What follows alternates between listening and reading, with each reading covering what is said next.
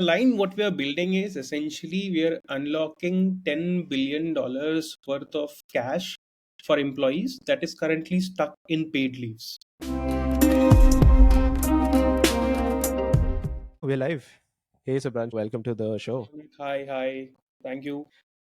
Yeah, dude, I'm super excited to do this and just setting some context on why I'm super excited to have you on. You're an entrepreneur building something really amazing. I'll let you talk about it. That's what the entire show is. But broadly, what's exciting is, everyone, at least in my experience, every HR tech company founder that I've worked with, everyone's building with HR in mind, right? When you're building an HR tech, your end user, your beneficiary is the HR team, which is great, right? But what you are doing is vastly different, right? You're building your use case, your beneficiary is the employees, right? And the added cherry on top is that you can sort of make money while doing it, right? Which is super unheard of. I know I'm sort of convoluting it a little, I'm making it a little spicy, but there is truth to that. So I'll just let you talk about it, and that's what you want the show to be about. What are you building? So yeah, in a line, what we are building is essentially we are unlocking $10 billion worth of cash for employees that is currently stuck in paid leaves. So Hmm. when you work in an organization, you get paid leaves, but this could only be encashed when you exit an organization. So for an employer perspective or HR perspective, you're essentially giving out a bonus, but not to your current employees, but to your ex-employees. Current employees kind of pissed about it, said, hey, I don't have a benefit that you are providing. Hmm. The outgoing version of me is getting that benefit. So what do I do? What do I get while working in an organization? So we are restructuring the benefit of paid leaves uh, in a way that it get utilized as a financial asset, so that whatever financial products that you can build on top of it, it either gets you some bit of money that is saved if you were to go for a loan, if you were to go for a credit line on, let's say, UPI, you get more time to repay off with 0% interest rate. Or let's say you want a zero cost EMI product, you get to have this in 9 months instead of a 6 months zero cost EMI, which is available to you. So yeah, I mean, that's kind of that from an employee perspective. And from an employer, we realized that paid leaves is something which every employer is spending a heck a lot of money on. So it's a very expensive Hmm. benefit. Imagine you spending 30, 40,000 rupees per employee every year. And then it's a very underappreciated and underutilized benefit. So it, what in essence from an HR or an employer perspective we do is we increase the ROI of that benefit for them, so that it becomes relevant to current employee instead of just an outgoing employee. Got it. But for everyone listening in, it's super interesting, by the way. But let's sort of break it down in very simple terms. You saying paid leave is a benefit, right? Paid leave is sort of Yeah, like an asset. What do you mean by that? So let's break it like to somebody who's yeah. working at a company, right? Of course, they get a leave credited every month. They see the leave getting carried forward next year. They cannot imagine or think that that is benefit for me. Can you break it down? What do you mean by this? Yeah, sure. So I'll take my own example. That Hmm. is also how I came up with an idea of a product of how this could benefit me. I was the first initial sort of beneficiary. So when I worked at an organization for a certain bit of period of time, I accumulated these paid leaves. Now, Hmm. each and every time when I was getting allocated these paid leaves and I was not utilizing them, now these were getting reflected in my HRMS portal and Hmm. would get encashed when I leave, but were not reflected on my, let's say, payslip. So Hmm. this was the money that I have had all this time while I was employed, but I cannot access it. Neither I can use it like any other financial asset. So let's say I have had gold. I could basically, or let's say mutual fund.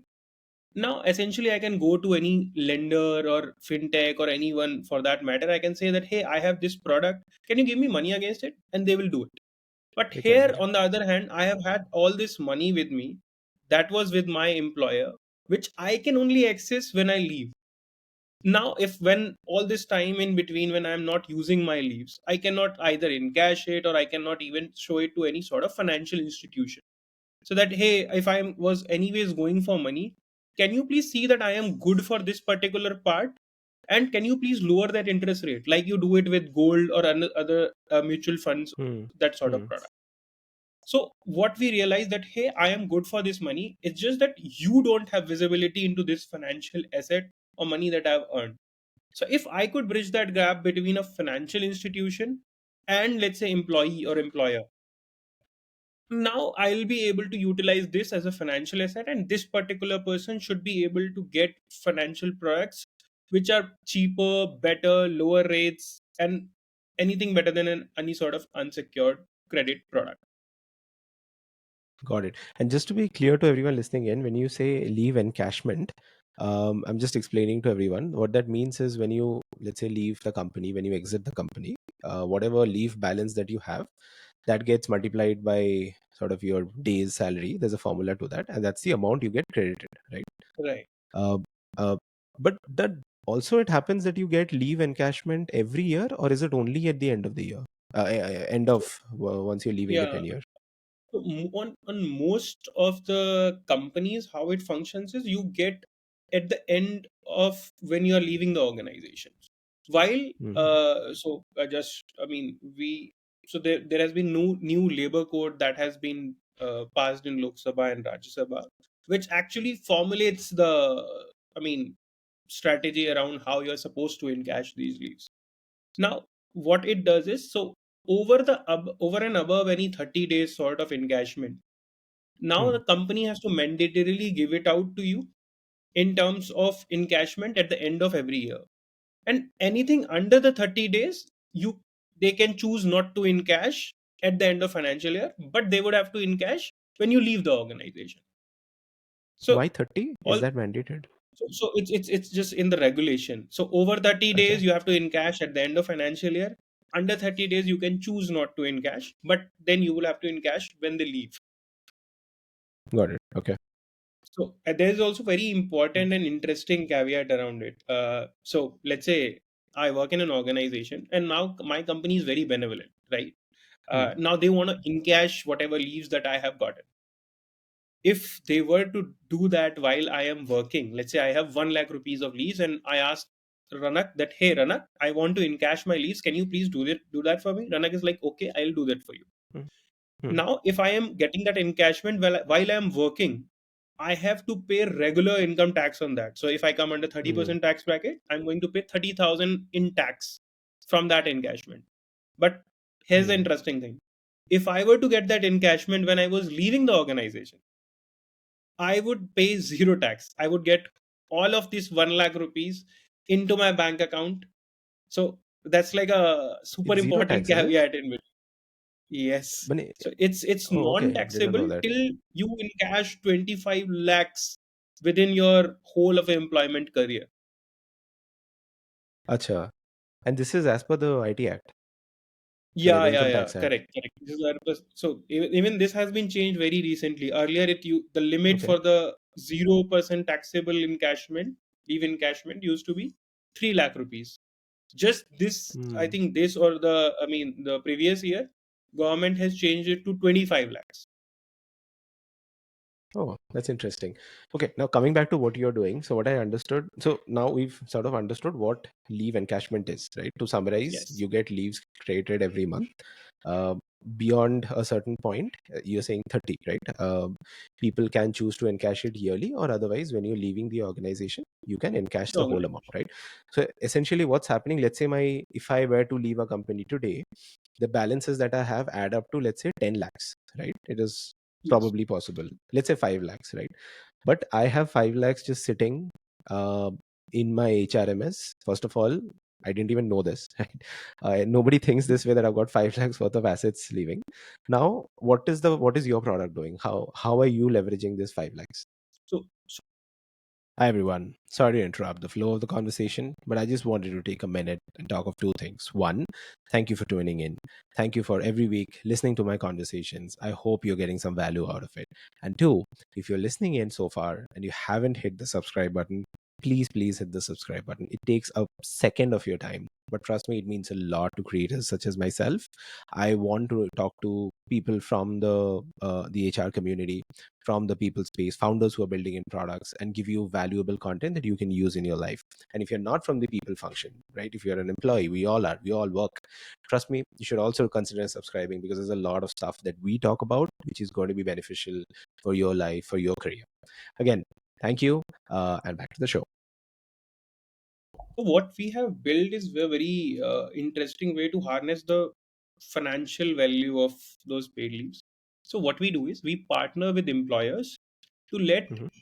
you utilize your paid leaves as a financial asset, essentially as a security.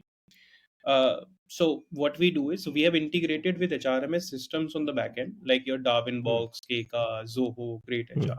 Hmm. I'll show you a quick, I think, demo would be a better way to Lovely. Yeah. showcase That'll be amazing. how people could use our product as an if now. Yeah. So once you log in into our application, you would be able to choose your essentially your employer. So if you would see, if we have partnered with your employer, you would see them in this particular list. Hmm. Then once you have done that, you would be able to log in via your username password. This is the username password that essentially goes into logging into your HRMS system, because we have already Got it. integrated with them on the back end. It basically authenticates whatever information is available on the back end. It Hmm. would put all your required documents that are needed and all of different Oh, sort of wait, stuff. wait. You're doing a first time sign up here. This is like a first time Yeah, someone's yeah, coming yeah. in. Okay. Correct, correct, Got correct, it. correct. Then essentially what they'll do is you will be able to get your limit, what's your paid leaves worth. So here you can see Hmm. that this particular person's paid leaves is worth, let's say, 59,323 rupees, Hmm. right? By the way, This, quick all this explain, information, Subhanshu, yeah, sorry, quick explain. How is this math calculated, the 59,000? yeah. So depending on what your encashment leaves policies are with your organizations, right? Hmm. We have been able to identify that, hey, let's say this Sushant Mehta has working in this particular organization, because we know Hmm. this because this particular person has logged in into his HRMS account. Yeah. While we get the authenticated data from Keka. So Keka tells me that, hey, Sushant has 30 days worth of paid leaves that are currently available with him. And Hmm. now I am also getting this information that what is the Sushant's salary at this particular point in time. Hmm. With the combination of your salary data and your number of paid leaves that are pending, I'm able to Hmm. calculate what is the value of encashment of paid leaves that you would have gotten if you were, let's say, were to let go of the organization tomorrow, or if you were to leave. Got it. So now I know that, hey, you have 59,000 rupees worth of paid leaves right then and there. Hmm. So I basically then show you the limit that, hey, this is the amount that is available for you. Now, essentially, what you can do is you can take that out, or you can use it in the other sort of financial products. Essentially, at this point of time, what we do is we will let you take cash against it, which will be a lower rate. You will save money on that credit product instead of, let's say, any sort of unsecured loan product. It's kind of, to Hmm. put it, this is how I explain it to people when I go do these help desk whenever I have launched any organization. Hmm. Is, let's say you go to a bank and you ask for money, right? And they'll give you some X percentage interest rate, right? Hmm. Now you're the same person that goes to the same bank, but you take gold with you. They'll charge you a Hmm. lesser interest rate, right? Lesser interest, correct. Yeah. You are the same person, it's the same bank. What has changed in the whole equation is that you have shown them that, hey, I have a financial asset that I'm willing to pledge, or you can use this as a security. Here we Hmm. are doing the same thing. So you have come to us, we have figured out a way to see that, hey, you have this security, you want to use it as a secure, you have a financial asset, you can use it as a security. And basically the financial institution is offering you that, hey, I will give you a lower rate, or I'll save you money. So it's basically making paid leaves an equivalent of gold in that matter. But I'm curious, why is the financial institution giving me a lower interest? Because when we have worked with these organizations, we're signing up an agreement which basically allows either, let's say, some sort of early encashment in terms of Hmm. non-repayment, or when you leave these basically, let's say, this job, or when you utilize these leave, essentially the deductions happen on employer end, and then basically gets reflected directly into your loan account. Okay. So broadly, the organization, sorry, the institution knows that the money is coming back, right? Yes. Essentially, like any other sort of financial Hmm. asset that you have had, this is Hmm. another financial asset that they know that it's good for the money. Got it. Cool. Okay. Please continue.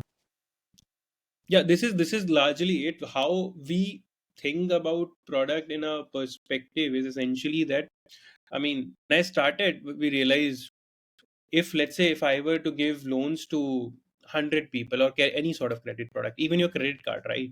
It's a Hmm. credit product that we don't need but still use. It's a credit in a Hmm. form, right?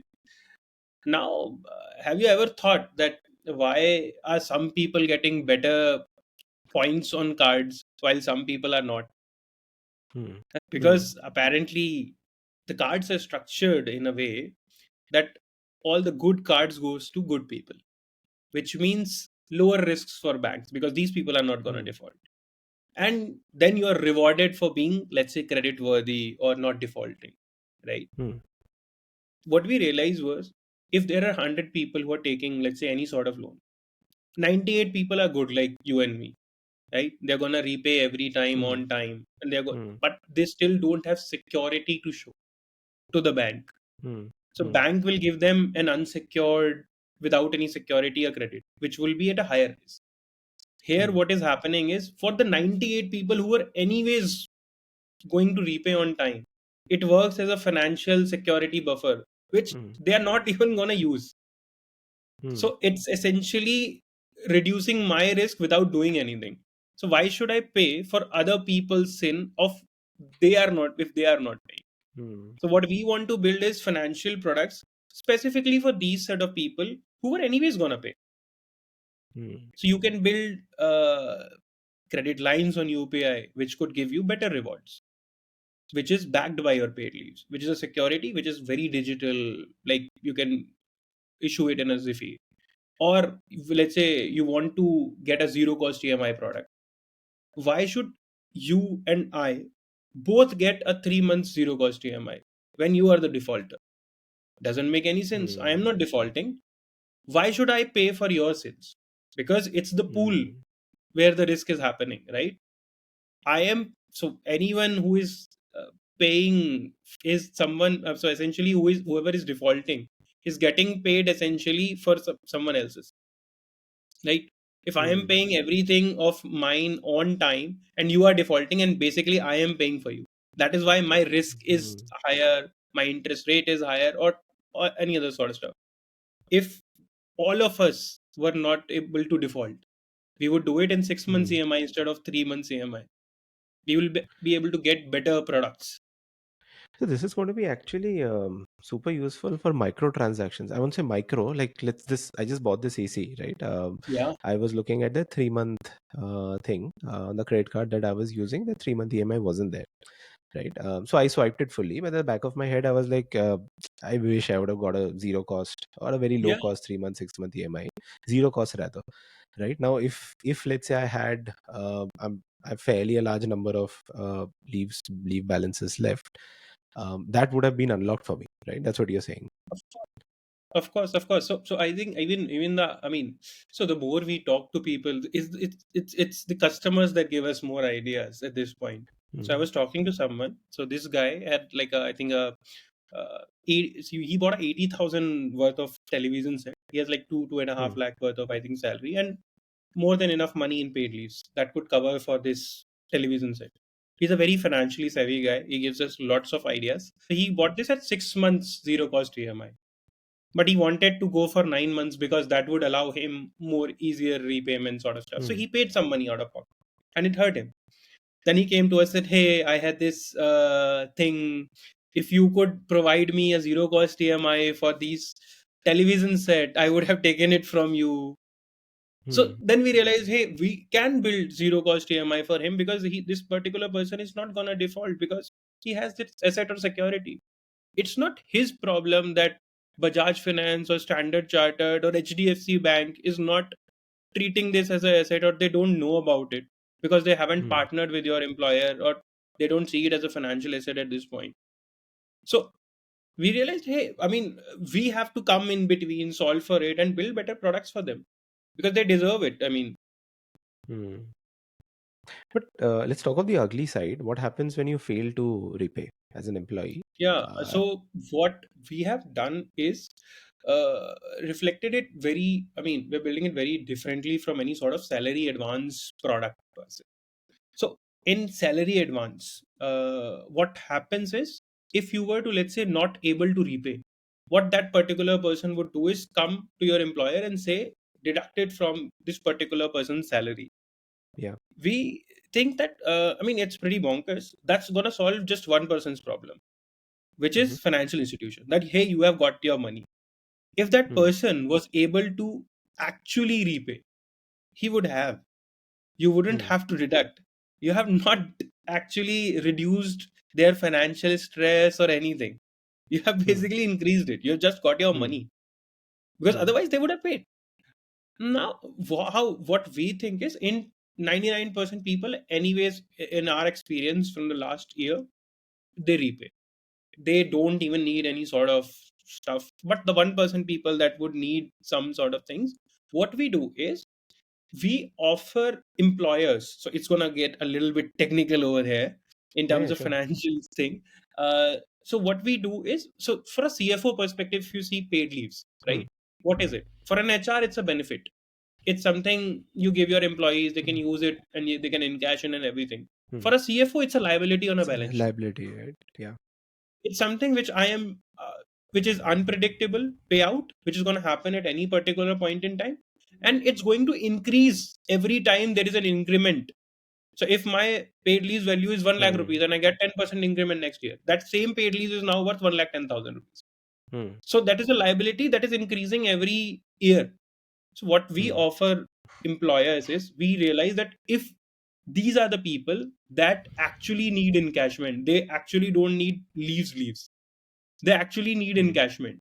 So what we offer is a zero interest line to employer for the early encashment of lease for people who actually need it, those who can't repay. So what that means Okay. is, your employer gets to save money, decrease Hmm. his liabilities on balance sheet, and gets 1 year of 0% line for repayment. So essentially, the from a CFO standpoint, his liabilities is going down. He's saving Hmm. money, and from an employee perspective, he's basically getting early encashment of leaves when he actually needed it.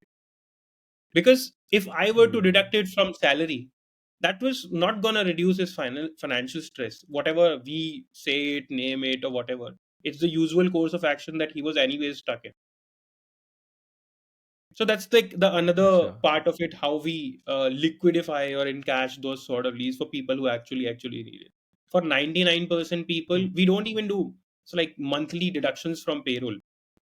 I mean, Okay. so what we do is, so we do deductions directly from employees' bank account, so that there is minimal employment of employer. So that's all the three stakeholders that we have, they kind of seem Hmm. happy. It's the whole part of running this process for the last 6 9 months with few people was designing the product in a way that it makes sense to each and every stakeholder involved. Got it. So that's what people prefer. Like instead of deduction from salary, you deduct Yeah. directly from my bank. Yeah, Hmm. nobody wants Interesting. it to be reflected. So a Hmm. lot of people did. So in our early days, we used to do that. So a lot of people did came to us, say, "Hey, can you do this? Can it not reflect in my salary slip?" And various Acha, that reasons. makes sense, Somebody right? was Ah. going. I mean, somebody has to send the salary slip to the person that he was getting married to. So he didn't want it, that particular portion there. So different people, different things. But again, I'm getting tactical because it's interesting to me at least. What happens if the person leaves the company? So yeah, in terms of leaving, the organizations at exit were anyways going to encash these leaves. Yeah, that's the easiest part. So Hmm. essentially, what happens at that point in time? So your it gets deducted from your FNF statement and amount gets repaid. Okay, that makes sense. All right, Yeah, but I mean, that was yeah. the easiest part of the puzzle for us. You've taken it, you deducted. Yeah, that's like an easier one. Got it. Interesting. So how far are you along on the product? Like the EMIs, all that Yeah. is already there? Yeah. So we did. I mean, went live.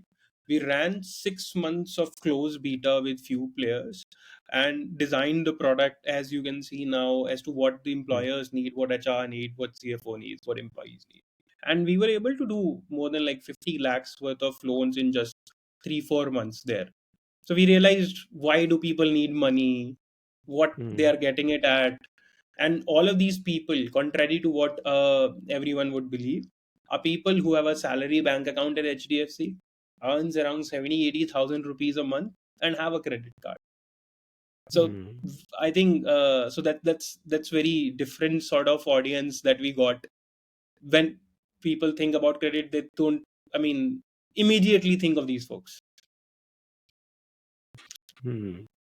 So it makes sense, right? I mean, if you were to take a loan, and not everybody takes a loan, but moment you Yeah. take a deferred payment, right? That 6 month, 3 month, which everyone uses.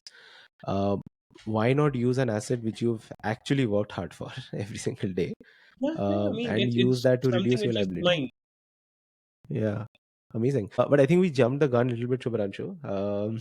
We skipped over introductions because we got so interested in the product.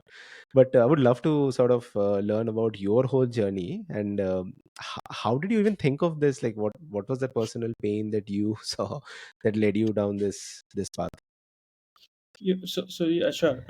So I graduated out of IMA in 2018, and then I think worked in two separate industries at this particular point in time, which was media, and then I moved to the fintech side of stuff. So I worked in like both the parts. I think Hmm. this product is something that I didn't choose. This product chose me. Life has took some turns which make this possible to come to me to understand. So from when I was working in my first job post MBA, I worked with CHRO for the first year, and we implemented salary advance policies, HRMS implementations, and all that sort of stuff. And then I moved to the business side of things, sales, partnerships, all that sort of stuff. And then essentially I worked on the fintech side. I moved to the lending side of things, and I used to see all of these people who came to us. There was this very interesting sort of stuff.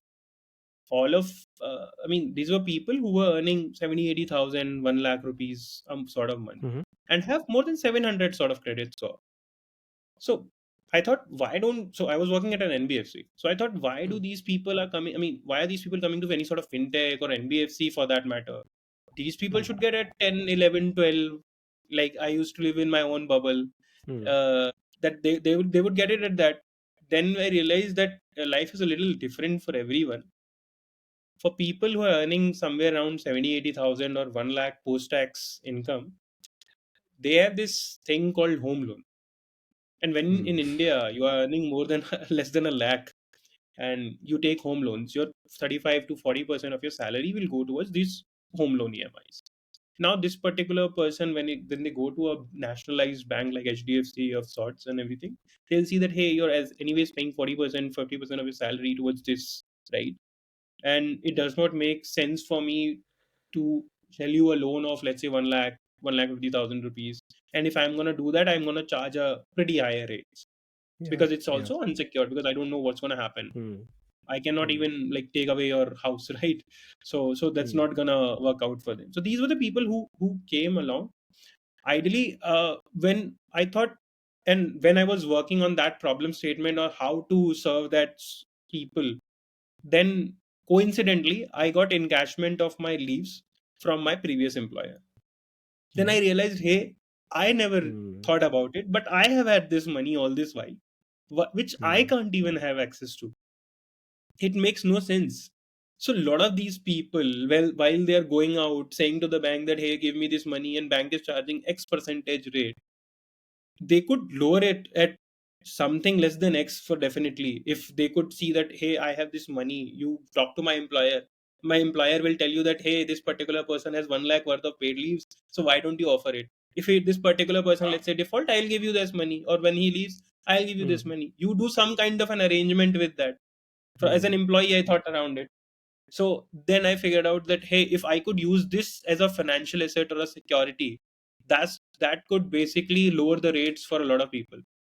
And I think that I won't even need that sort of repayment structures and such, right? So I, I'm I mean I'm anyways gonna pay.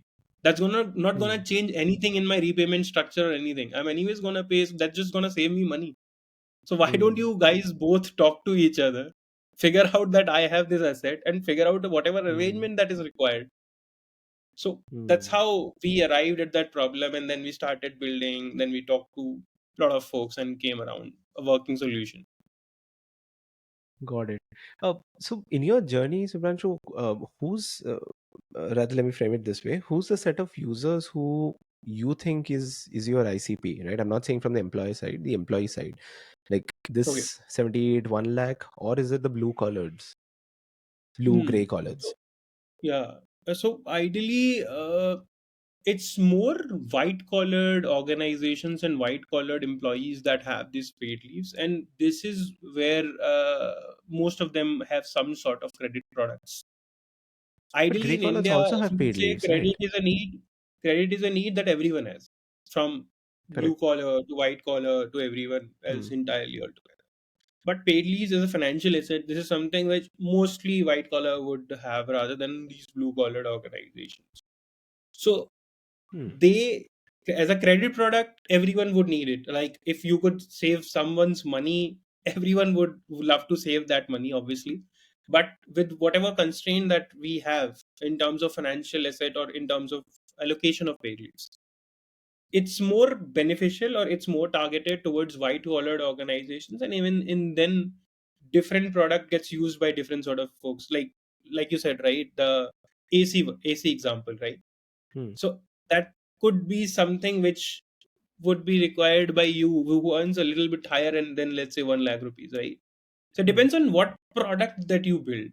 How I think about Hmm. ICPs, every product that you build on top of that asset class is gonna have a different ICP. For a cash Hmm. loan, it might be beneficial for 1 lakh and lesser sort of people. For a zero cost EMI, it might be more beneficial for both of them, even for people who are earning lakh and above, or people who are earning lakh and below. For Hmm. even your credit line on UPI, right? That's what I'm more enthusiastic about. I mean, I think if Ranak has, let's say, 1 lakh rupees spending in paid leaves, right? I can give Hmm. him a 1 lakh rupees worth of credit line that he can spend over UPI. Hmm. And Ranak has already proven that he's good for it, not just in Hmm. terms of credit score, but in terms of leaves that he has. So Hmm. I can give him much, much, much better reward points. And he deserves those better reward points because he has those paid leaves compared to someone Hmm. else who does not have that. So that's gonna have a very different sort of audience, maybe a CXO. Hmm. But you should also look at the group, given that like the industry that I work for has a lot of like I have around 800 odd blue collars. The need is always more there. Right? The need for these small Yes. sort of loans, typically on the last day of the month, right? Last few days, last week of the month. There's that angle there, and by the way, blue collar, blue and gray, let's call it, right? Let's not Yeah. differentiate. The law also mandates these leaves for them, so they also have their Yes. usual quota of 18 days or whatever we give them. So I think that's going to be a large use case, a good use case, right? Because these are the people, and I've heard horror stories, right, of people who've absconded. I don't know if I should say it out loud. It's fine. I won't name them, but people who absconded, and we later got to know that it's because of loan sharks, right? All the 20-25% per monthly that they take. Now they were in a spot that they had to take that loan, right? And you have to go to sort of like a shady somewhere, and a goon is giving you that amount of money purely because you've run out of money and your kids or someone just needs food, right? And you are working a telecollege job, right? You get paid like 30,000 per month.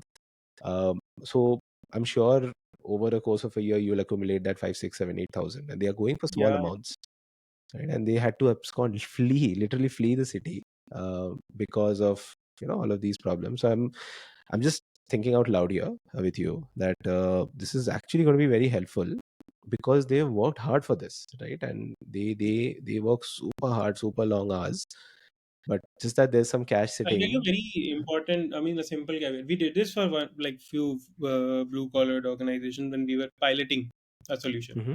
So this, apart from whatever regulation says, so in manufacturing, what happens generally is I mean, you go to Maharashtra, Gujarat, there's all these manufacturing industries, small businesses, Hmm. and everyone's. So what they'll do is they'll give you 1 month's worth of salary at the end of year, which is like a year-end sort of Acha? bonus, which is still your leaves, which is exactly the encashment of paid leaves, 30 or Okay, I don't know 45 that. days worth of salary. And these people have this paid leaves also. So yes, of course, I mean, to add to your point, of course, it makes sense to even cater to them, and we have done that. But Hmm. most of the adoption, the higher ticket sizes, and all this sort of stuff is happening on the other spectrum. I mean, your story makes me think of something. I was talking to someone the other day. So there was this lot of like higher cost loans, lower cost loans that was happening on the Hmm. table. Uh, so from I mean, from our standpoint, who do not take loans out on our personal loans or that sort of stuff, what we think is higher cost loans is a devil. I mean, I Very have a much. very contrary opinion. Higher cost loans are not the devil Okay. because it depends on the alternative. When you and I see a higher cost loan, our Hmm. alternative is a lower cost loan, right? Hmm. You're right. Yeah. For a person who is actually taking a higher cost loan, his alternative is no loan. Hmm. High and low are very subjective. If my only option other than taking that higher cost loan was getting no loan, you ask that guy that, hey, is it okay if I mean, if The we other figure out that, hey, alternative it's is, the alternative. yeah, there's a worse alternative. You'll resort to crime. Yeah. Exactly. For us, because from our standpoint, higher cost loans are the devil because we have access to low cost loan, Hmm. right? But I mean, just from that story, right? People do certain bit of things from, I mean, to get away from loan sharks and all that sort of stuff. That's very, very true. Hmm. Yeah, just Makes thinking sense. that angle, right? Where this tech, HR, forget HR, tech, right? Tech broadly democratizes things and gives you access. Right now, the company that I work for, we are sort of democratizing jobs for everybody. Right. I've Exactly. spoken to people who, like, literally, the guy sat in front of me and started crying. That, I he comes from very rural part of Bihar, somewhere I've never even heard of. Like, for me, sitting here in Bangalore working in Domino's and serving Domino's to people is something that I could only dream of. And I send the money back home and I'm able to build a house for my parents, right? And that has purely happened because there is some app I downloaded and I called and I got an interview and he said, come down to Bangalore, right? For him, that's magic, right? And we feel, Yes. we're talking of AI and all of that, right? We see Yeah, that yeah, side. We forget to see on the grassroots level of our country how much sort of tech can help. And I'm sure, like, some way your product is probably, you're going to hear such a story that, what you said, my alternative would have been 25-30% that probably would have cost me dearly versus I use this. Cool. I think we sort of good segue. But coming back to you, Subhranshu, like, yeah. you MBA, jobs, quitting, entrepreneurship, right? That's Yeah. sort of, and in HR tech, right? Now, building in HR tech is not easy. Yeah. I've tried. I've spent my whole Heard life working in from, HR tech. Uh, yeah, heard from different people at this point in time. but would love to hear, and I know people who are building in HR tech, so maybe this part of the podcast is particularly for them. Would you want to run through sort of just general how your experience has been, especially on the fundraising side, how it helps, and just sort of false of wisdom from your experience to people who are also Yeah, sure, building in sure. HR tech? I mean, I'll not like sugarcoat stuff. I don't usually do. So I'll say there are like three phases of entrepreneurship when you start. You start Hmm. with a problem, you validate it, you build the product side of it and everything. Then you go do a POC of some sorts or get some validation or feedback on is it solving some particular problem? Are you gonna sell it in XYZ? And then I think this is where I think most people kind of get stuck. The second part comes in when you have to tell a story to yourself that, hey, okay, I am at X point, I am doing X, but how is it gonna culminate into 100x thing or 1000x thing? Because there is a difference between a startup and a business. A Hmm. startup is supposed to grow really, really, really fast. Hmm. Otherwise, you have a business. There is no Hmm. other differentiation other than that. So you have to realize that, hey, is this a startup that I'm working on, or is this a business? And there is no, answers, to be very honest. You can build any of them. That's, if you're right, you're gonna make shitload of money. Hmm. But essentially, then you have to realize that, hey, this is how it can culminate into a really big thing. It's gonna solve really big problem for a lot of people, and this is how it makes sense. Then the third part that comes along is, once you are satisfied with that sort of answer, you go pitch to investors. If you skip that step two, you will not be able to get certain bit of money or anything at that point in time. Because from an Hmm. investor's point of view, if you think about it, what you have done is a little minuscule, right? You have done a POC. We realize that, hey, I've done this, I built the product, and I've done this POC. So give me crores and crores of rupees, and then I'll take it Hmm. to the moon. I mean, it's a little difficult spot to put them in. You have to make Hmm. them realize that, hey, this particular thing can do really big, can be really wonderful. Then you realize that, hey, comes the third part: how to pitch to investors, not get meetings, how to get your story across the board, how to make them understand what you're building, what's the pain point, what is it that you can tell in that 15-20 minutes meeting that's somebody's going to write you a crore 2 crore worth of check. So you go through that third phase, and that takes much of time, patience, because when you're running a business, you'll see progress daily, weekly, or Hmm. monthly. But when you're pitching, you're gonna see nose, left, right, and center. And that's the hard part of stuff. Then you realize, and then you eventually get a little bit better at it. That, and I think that has been like my journey throughout. So we recently raised some bit of money, around 4 crores from institutional investors. So we have to go through all of that part as a journey. I mean, it's that.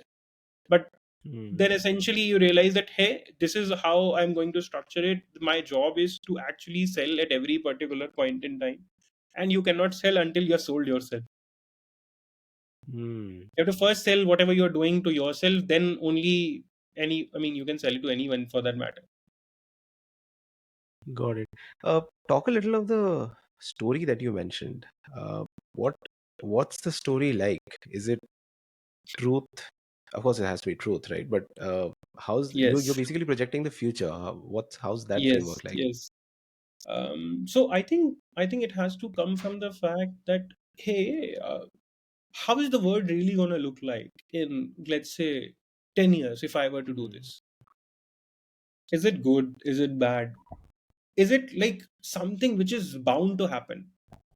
Hmm. I mean, in most of the VCs, or I mean, people who are investing, they would like to see something.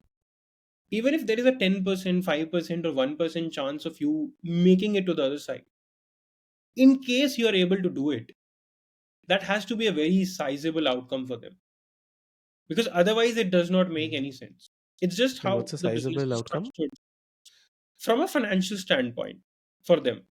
For them, when How you're much X would pitching, that be? sorry, How much X would that be? that has to be like 50x, 100x sort of stuff at least Okay, got it, got at it. Yeah. that particular point in time. And that's the major caveat that I experienced, I understood, was it's very scary. It's very scary when you're sitting at X and you're promising Hmm. someone 100x, right? Hmm. When you don't know it's going to be 100x. But here's the thing, they also know that there is a very high chance that it's not going to be 100x. But of course, you have to Hmm. believe that it's going to be 100x, and you're going to do whatever is required in order to get it to 100x. Because imagine if you come and say to me, I come to you for a job, right? Ranak says that, hey, this is your KRA. And I say Hmm. that maybe I'll be able to do 50%. Hmm. You're not going to hire me, dude. Hmm. Right? Yeah. What if that other person says that, hey, I'll do 100%, I'll do my best at it, and I will be able to do 100%, and I might even end up doing 90%. That person is going to get the job, right? Hmm. Not the person who ends up promising 50 and then delivers 90. Job Hmm. is no more there. So you have to convince the Hmm. other person that you can do 90. And most people, I think most people, I do not, does not matter what anyone says, most people figure it out along the way. If someone is saying that I have had this plan from day zero, day one, and I knew it all along, they are bullshitting. They're Hmm. just simply bullshitting you. There is no way, no one exactly knows at all point in time it's how it's gonna turn out. You just know your next step. You're gonna know how, what you can do in order to go to 100x, how it can look like if there were no constraints. And I think that's Hmm. where people have to start from. Let's say if you had plethora of money, everything that you can possibly achieve, you have all the connects in the world. How would your company look like then? Like Hmm. I have, like in my case, let's say I have access to all the banking solutions, all the banking partnerships, all the employer partnerships, right? And everything, marketing, branding, everything Hmm. that I could need, I had. What would the company look like then? You have to sell that portion. And obviously, at Hmm. this particular point in time, most of investors' bet is in you as a founder. That's what I have realized, understood, and have been told by multiple number of people. That at this point in time, I think for a very sizable time, I think for year or two when you're building, post Hmm. investment also, it's just you as an entrepreneur that the person is betting on, because Hmm. you're gonna pivot, you're gonna build certain solutions that are not gonna work, you're gonna reiterate all that sort of stuff. So their bet largely is in you. And if you don't show confidence, if you don't buy your own story, Hmm. why should anyone else put their money, even let alone money, why should anyone be working with you? Why should Hmm. anybody put their career on stake to work for you when you Hmm. can't give them any sort of surety? Let's imagine tomorrow my employer comes, your employer comes and says that पता नहीं अगले महीने का payroll आएगा कि नहीं. Hmm. Not a very Hmm. confidence thing, right? People might leave. A People lot of will people leave. might. Yeah. Yeah. That's the thing, that you have to take all that uncertainty in the world and project confidence or build confidence into other people and solve for it. Not just project stuff for just projecting. Hmm. Build for it. I think that part, the second point that you said, being very honest with yourself, having that conversation with yourself, because uh, I'll also put one sort of hiring angle to this. It's not the greatest because long time back I was also an entrepreneur. I failed and I went back to hiring. Sorry, went No back to failed the entrepreneurs, just working world. failed businesses.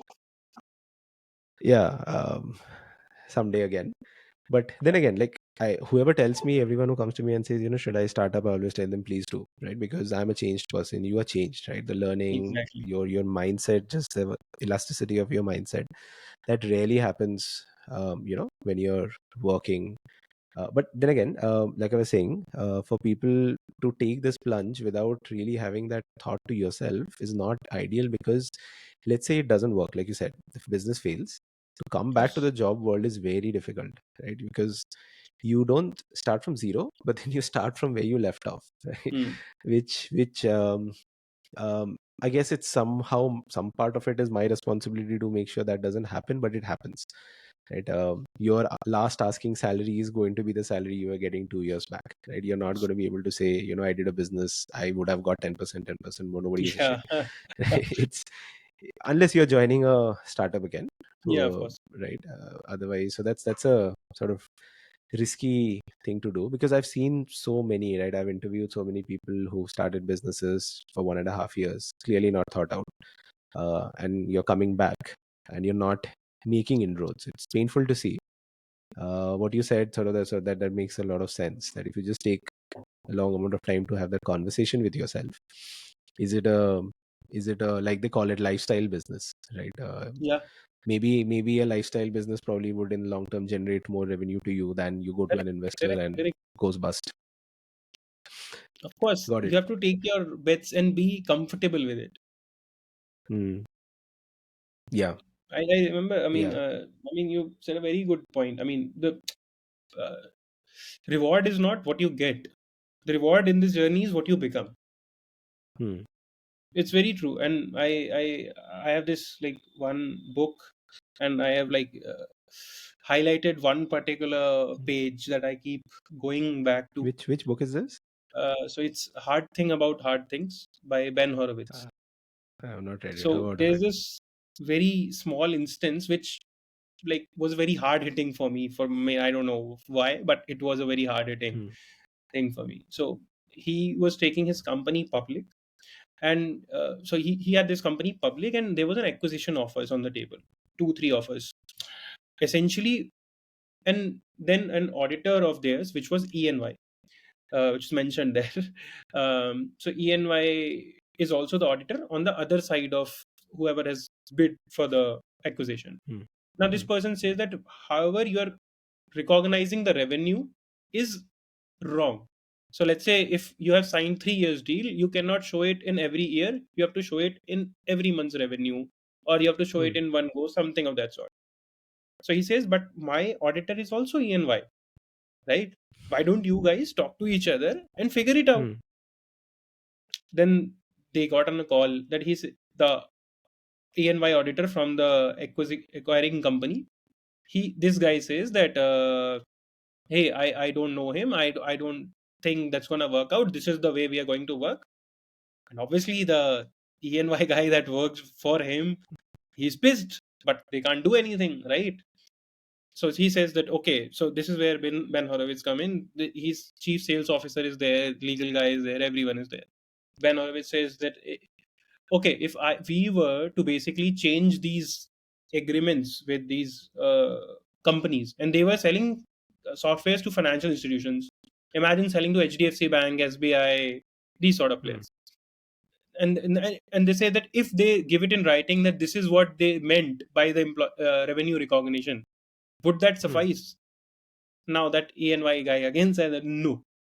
The only thing that is going to suffice is if they amend the agreement then and there. Hmm.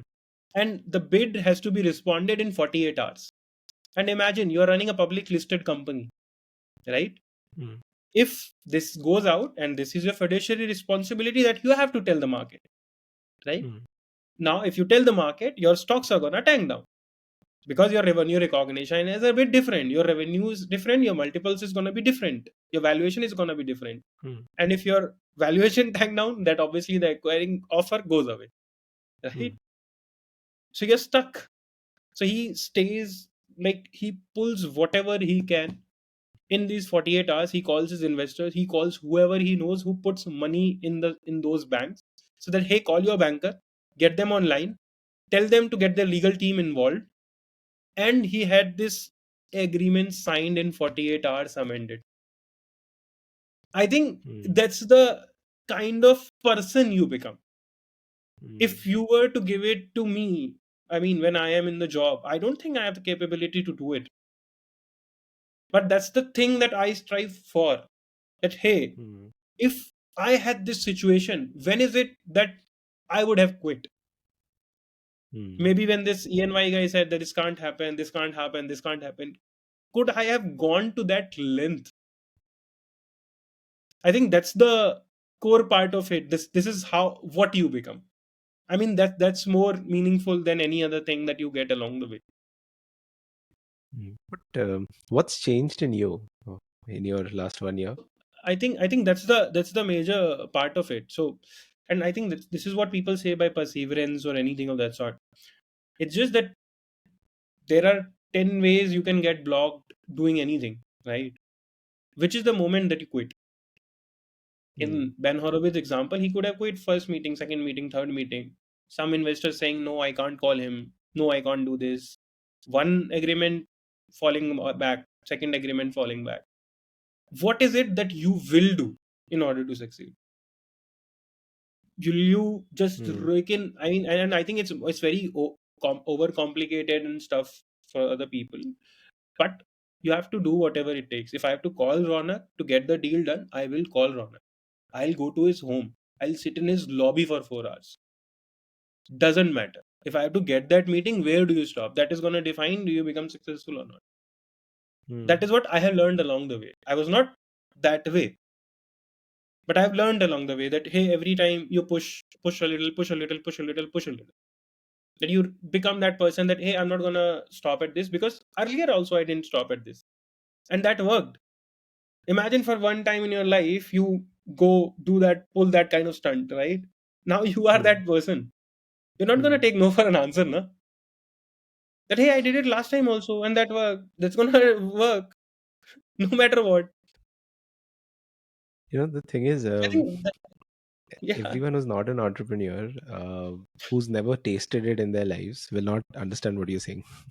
No offense, absolutely no offense, because that's just how of you're course. wired. Like, I've done both sides, right? Yeah. And that's why I also, like, I hope this narrative changes in India. I know Bahar mein it's changed, that Mm.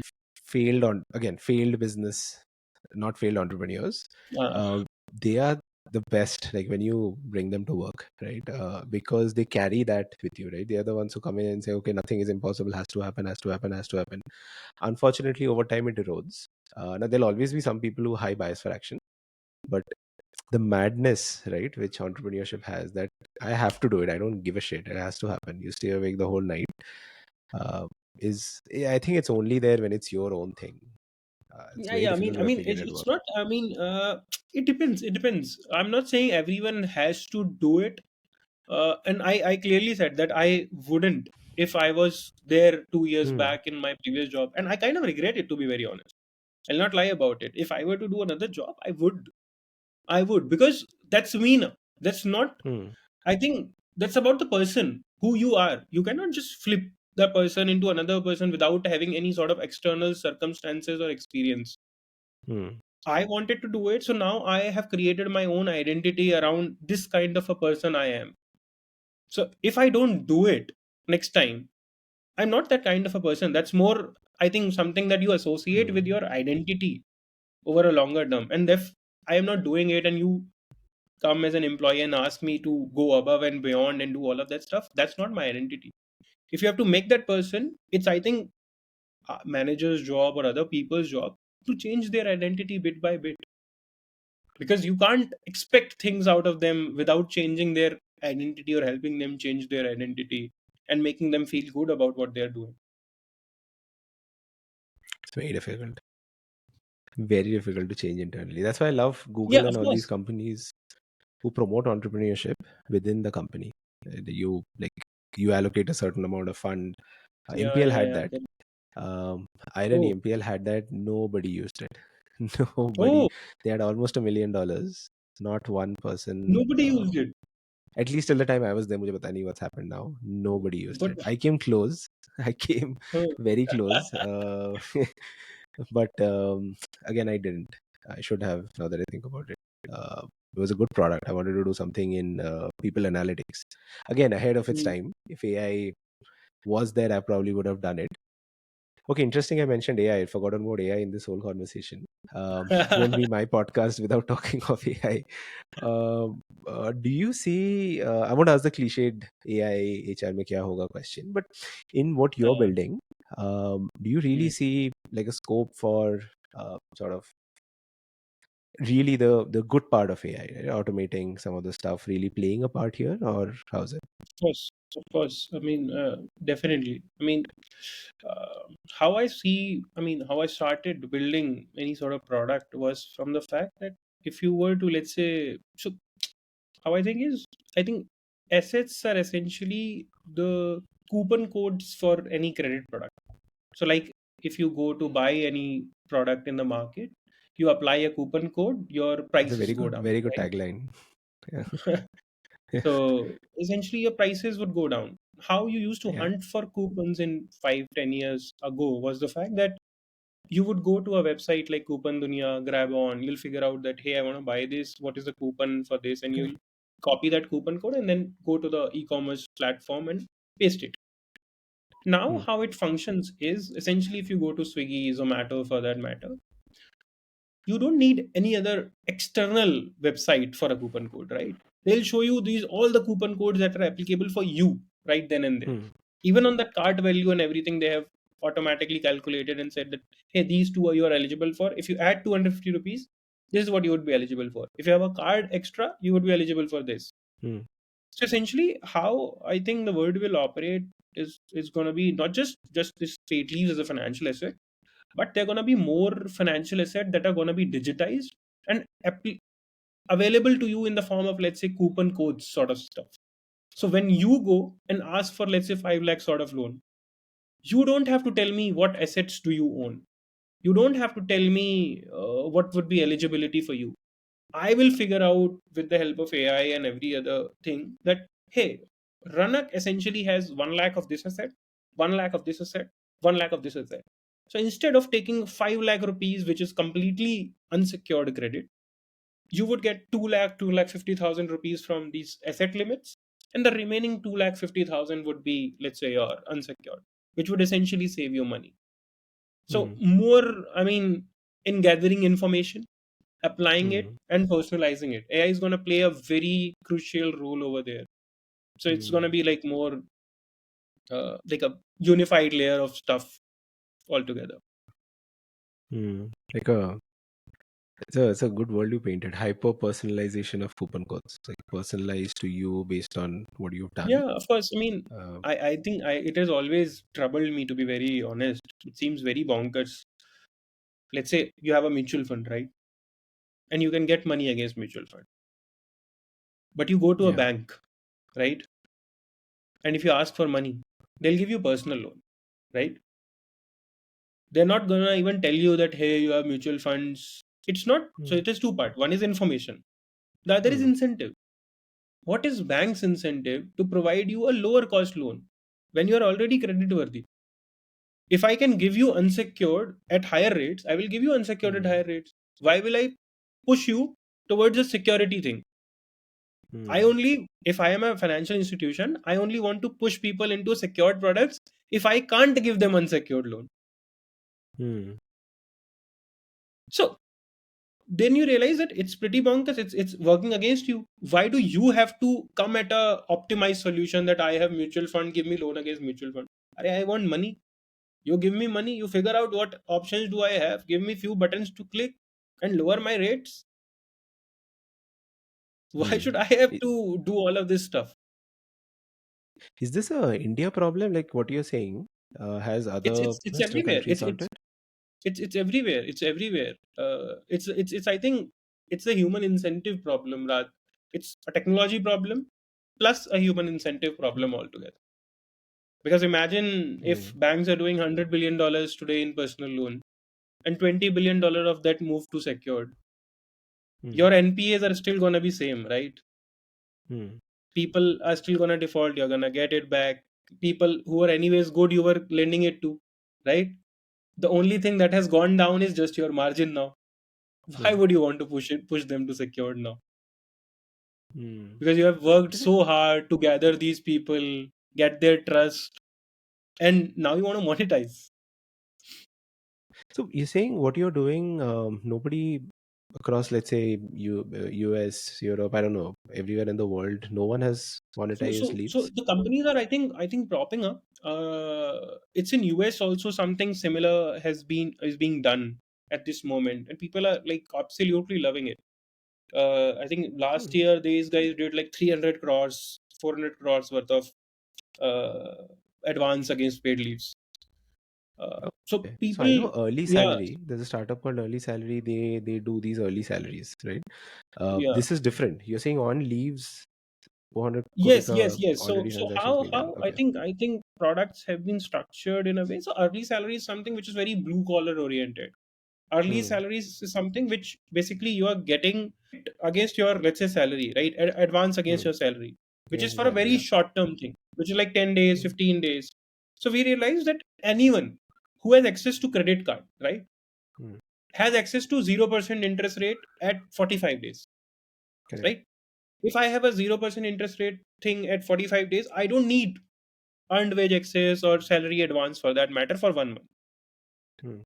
So Hmm. then essentially there the use case, the audience, the product that you went with became a little bit different. We realize also, if you were to do salary advance and sort of stuff, people are still financially stressed. It is not solving. I mean, does not matter whatever people say, because if you're deducting from salary, right? That person was stressed. If he Mm. was able to give it to you, he would have. If you're Mm. asking for deductions, it does not make any sense in his financial stress points at the matter. While so there's this other sort of organization. So, and salary advance and earned wage access is a very decade old concept in US. First Yeah. earned wage access provider started in 2011 there. Ours started in 2020. Yeah. Okay. So then basically what people have understood, they have moved from salary advance, this type of companies and products, to unlocking this paid leaves as a financial asset. That, hey, if I could Mm. unlock it for you, could it make sense for you? Could it reduce your financial stress? That sort of stuff. Because most of them, they're also like 80% of paid leaves are unutilized that are there Mm. within, I mean, but you can't in cash in their organizations also. So it's happening, I Mm. think, currently across the globe. It's picking up, still in very early phases of where we are. But yes, I wish somebody could do this for PF. There's so much capital locked up in If- PF, which government is using anyway. yeah, yeah, yeah. But PPF, but I mean, originally, I mean, a lot of people, I don't know it or not, but government do provide you a loan against a PF if uh, people like are unaware around it. oh, is it? Okay, I didn't know that. Yes, yes, yes, yes. Oh, that's You can interesting. get I like a thought so. sort You of can like for anything. I know you can withdraw money if you don't have a job or emergency like that's though separate. clauses are That's there. separate. Okay. Oh, They I mean, there are separate caveats and instances, but they charge you 1% above the rate. So let's say your PF was getting accumulated at 8.5%. You just have to, I mean, it charges you 9.5%. Let's just for an example. acha. God, it's effectively you're paying 1% only. Yeah, yeah. You, so Literally. essentially, they'll not Yeah. credit that 8.5%, and you will pay 1%. That's it. Huh. Got it. So, Got it. but yeah, of Cool, course, the man. process is harder, that sort of stuff. But yes. Mhm. I did not know that. Okay, this is going out as a short. Cool. I think sort of this was sort of an eye opener. A lot of things I learned, and I hope people listening in learned. And I think let's just close it this way. A couple of things. We haven't spoken much about where people can find you, your company. Where do you want to enlighten people? Yeah, sure. So basically, the company's name, we haven't spoken about it. It's Yeah. Keeper. So yeah, so we'll share the website link, and I mean my LinkedIn over there. So you guys, Yeah. if Yeah. anyone wants to reach out, talk more about the product, learn or understand, have any questions around anything for that matter, or just want to chat, you can just directly ping me over LinkedIn, or reach out via website. Cool. Lovely. I'll share everything on the show notes, and I think people listening in who's not from the HR function, Subhranshu and you were speaking. If you enjoyed this, reach out to Subhranshu and then take his help to reach out to your people team. These are good, just net positive products. So the more there's adoption. Now the only caveat here is there must be like a leave encashment policy, right? Some Yeah, yeah, startups yeah, I think don't have that yet, but trust me, every startup wants it. But they want to have it. It's just that I think they wait for a few years to get there. So yeah. people who have that policy, reach out to Subhranshu and then take his help and reach out to your HR team. Love it. Got it. Close. Cool. Cool. Cool. Cool. This was interesting, Subhranshu. Any closing thoughts about your product, future of your product? I mean, I think it's as you rightly said, it's a net for both employer as well as the employees. This is how we would like to think about it, keep at it. That, hey, we are doing net good for people who are there. So one obvious thing that I like, people keep coming back to me some bit of time, is it's loan, right? Loan do Hmm. not have a very positive connotation with a lot of stuff, consumption or otherwise. How I see this is financial products which helps people save money, because we're not enticing anyone to take loans. All of Hmm. them were going for credit products, like you were buying the AC, the other people were buying something XYZ. When we come into the picture, we just help them put money back into people's pocket. And our goal is to at least put $1 billion back into people's pocket every year at the end of 10 years. That's what we are aiming for internally. That's my goal. Not to disburse the amounts, but to save $1 billion back into people's pocket. Oh, that's an ambitious goal, and I'm sure you'll get there. Best of luck. Always your supporter here. Cool, Subhanshu. This was amazing. Thank you for coming on. Great, great. Thank you so much for having. Yeah, chalo, take care. Bye Yeah. bye. Bye bye.